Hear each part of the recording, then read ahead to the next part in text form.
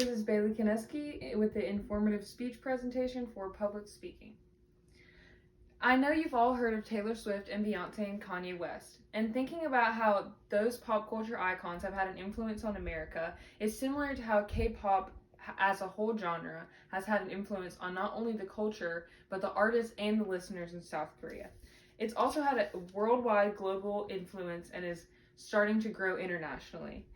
It's the most popular genre on the rise, and it represents so much more than just music. It represents culture and a way to express freedom and movement. I know a lot of people that listen to this type of music, and it piqued my curiosity to learn more about it as a whole. I am very excited to talk about this topic, and first off, I want to start by giving a general definition. K-pop is known as Korean popular music. That's what it stands for, and it originated in South Korea, and it showcases many aspects of life, including culture, style, hair, language, and even politics. The three main points I want to talk about are there are many different forms of expression, including hair, style, clothing, language, and etc. They have also become a weapon for South Korea and a way to really escape the negative energy that comes from their northern neighbors. And the third point I want to hit is how they've began to gain popularity worldwide and their influence on America. For example, they've been on TV shows and featured in some festivals in America. So K-pop obviously has a big fashion is one of the main points that they cover, and it's one of the first things you think about when you think about K-pop. For example, there's always like bold eyes, crazy lips, crazy hair, and that's kind of similar to American culture in a way. Like red lips would be your winged eyeliner are popular in America. Bright hair and crazy fashion is so popular for K-pop, and in 2018 every K-pop video showcased some of these fashions. They even featured art for your face and buzz cuts that had shapes in them, and it was just a lot of culture revolves around the music as a whole industry.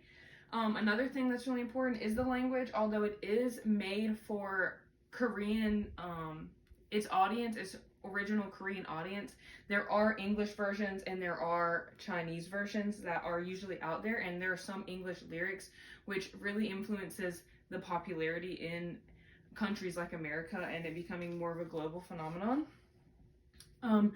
So we discussed earlier that it also is a big way to fight the types of cultural differences in the North. For example, in North Korea, they restrict everything. For example, they restrict what type of pants you could wear. So they obviously restrict the type of music that they listen to. And for sometimes South Korean has even played K-pop as a symbol of freedom of movement. For example, they played it in 2002. Winter Sonata played in Egypt and Iraq, and that supposedly increased positive feelings towards South Korea as a whole. And in North Korea, foreign media is illegal, but that doesn't stop some of K-pop's influence from reaching the country. It's really a cultural way to influence bravery too, because it's so illegal in North Korea to have this music, that the jams and getting the music into there, it takes bravery, and culture influences that bravery, and it makes people want the freedom that they get to see when watching K-pop. And slowly but surely the music makes it through the jams near the border, and it's even become popular to smuggle this type of music into the country.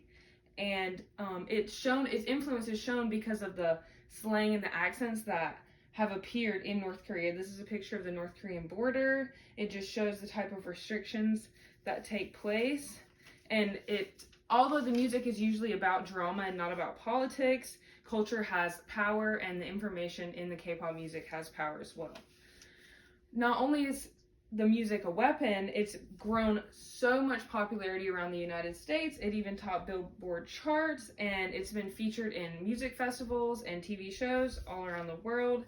It's throughout America, it's been topping Billboard charts, and it's even used in the show Lucifer. The song Lucifer is actually featured in the soundtrack by Shin-E, and Blackpink and Perfume are two K-pop groups that were featured in the lineup for Coachella in America, but that was canceled last year due to COVID. BTS is another big phenomenon that has made its way into K-pop and has influenced its influence. They were the first people to sell out at Wembley Stadium in London. They were featured on Ellen, and they were the first Korean album to chart in the UK, and they were featured on the Billboard 200 in America. Overall, the culture influences insane amounts of style, and it's a great cultural weapon, and on top of that, it's gained immense global popularity. It was a topic I really enjoyed learning about, and it has overall it's gained great popularity throughout America and worldwide. It's had a global influence. Not only has it had a global influence worldwide, it's had an influence in its home country of South Korea, and I feel like Taylor and Kanye may have had more influence on me than I thought, and I think it's interesting to see how K-pop has had an influence worldwide, just like those artists have had an influence on Americans.